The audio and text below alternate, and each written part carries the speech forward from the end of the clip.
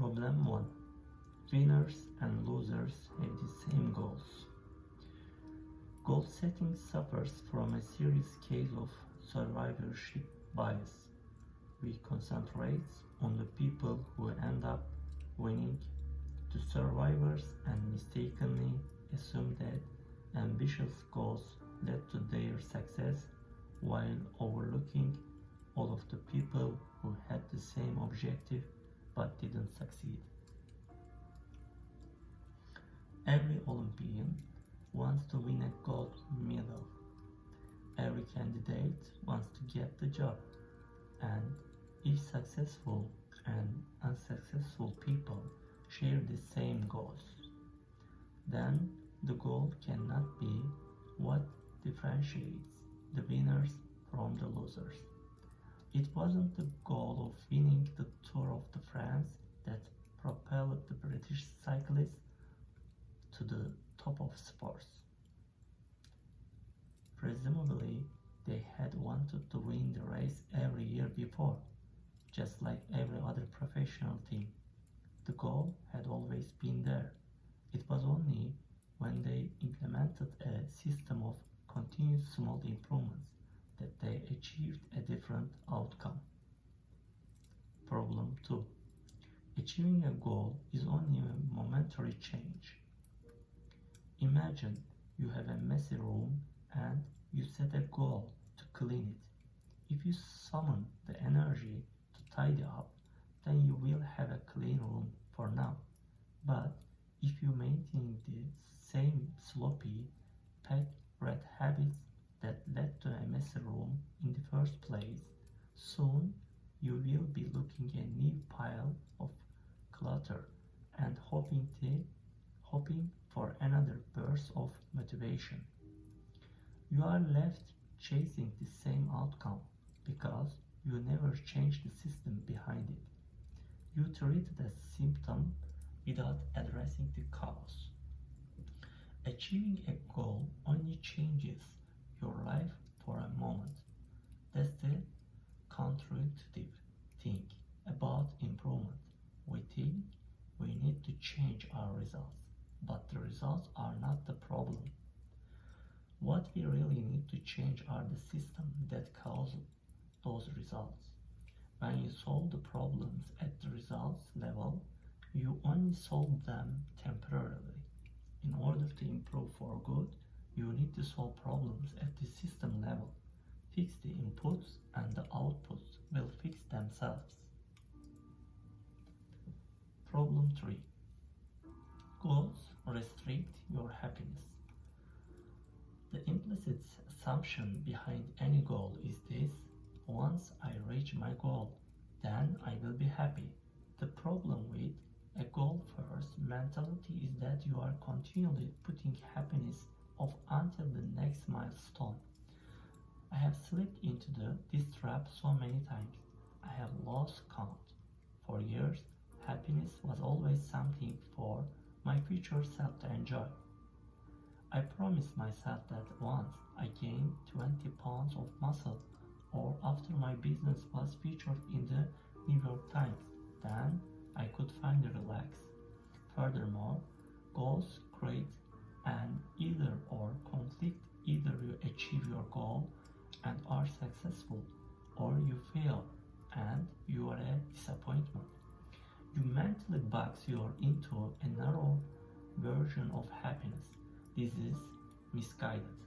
It is unlikely that your actual path through life will match the exact journey you had in mind when you set out. It makes no sense to restrict your satisfaction to one scenario when there are many paths to success. A system-first mentality provides the antidote.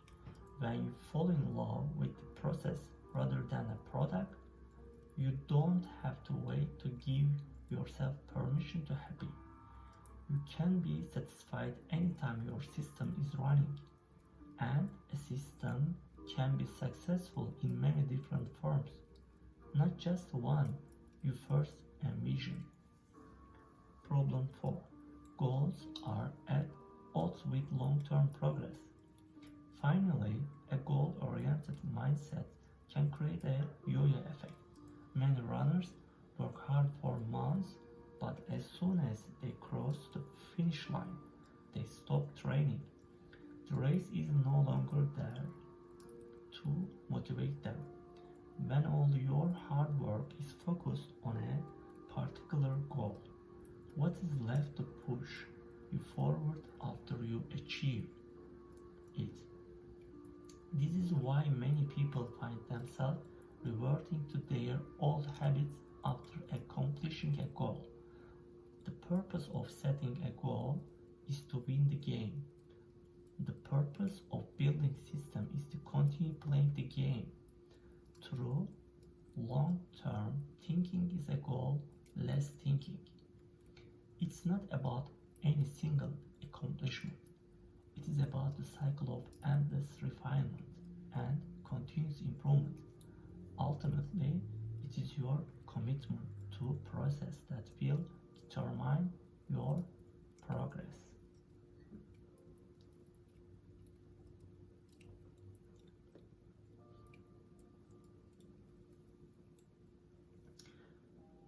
A system of atomic habits. If you are having a trouble changing your habits, the problem isn't you. The problem is your system. Bad habits repeat themselves again and again, not because you don't want to change, but because you have the wrong system for change. You don't rise to the level of your goals, you fall to the level of your systems. Focusing on the overall system rather than a single goal is one of the core themes of this book. It is also one of the deeper meaning behind the word atomic.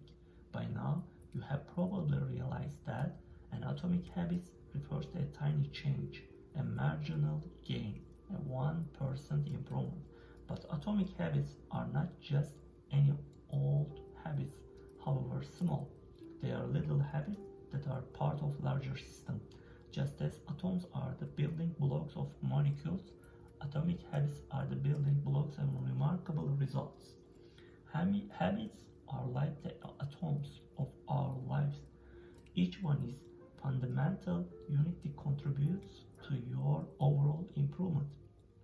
At first, these tiny routines seem insignificant, but soon they build on each other and feel bigger wins that multiply to the degree that far outweighs the cost of their initial investment. They are both small and mighty. This is the meaning of the phrase atomic habits, a regular practice or routine that is not only small and easy to do, but also source of incredible power, a component of the system of compound growth. Chapter summary. Habits are the compound interest of self-improvement. Getting 1% better every day counts for a lot in the long run. Habits are double-edged sword. They can work for you or against you, which is why understanding the detail is essential. Small changes often appear to make no difference until you cross a critical threshold. The most powerful outcomes of any compounding process are delayed. You need to be patient. An atomic habit is a little habit that is a part of larger system. Just as atoms are building blocks of molecules, atomic habits are the building blocks of remarkable results. If you want better results, then forget about setting goals. Focus on your system instead. You don't rise to the level of your goals. You fall to the level of your systems.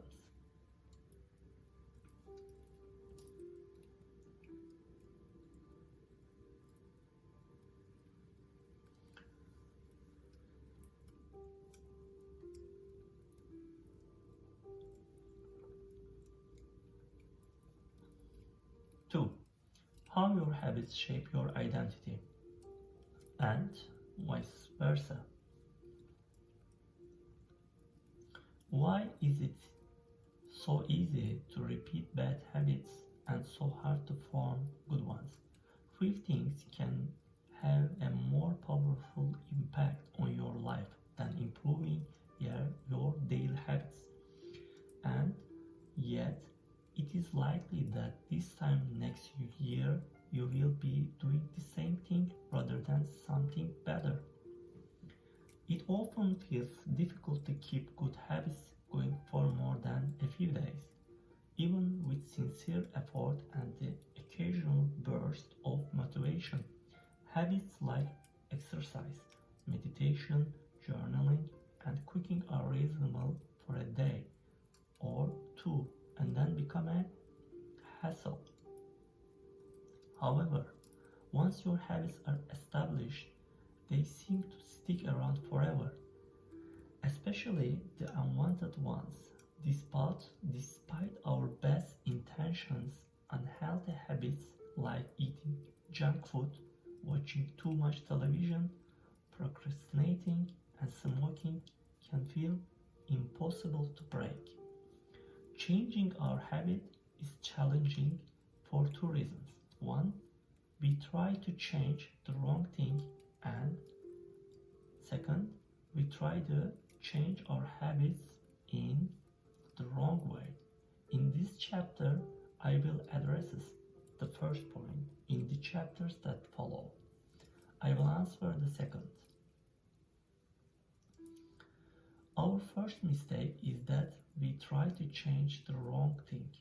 To understand what I mean, consider that there are 3 levels at which change can occur.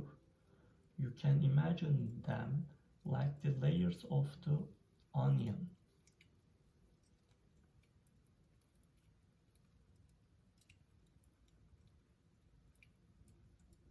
Thank you.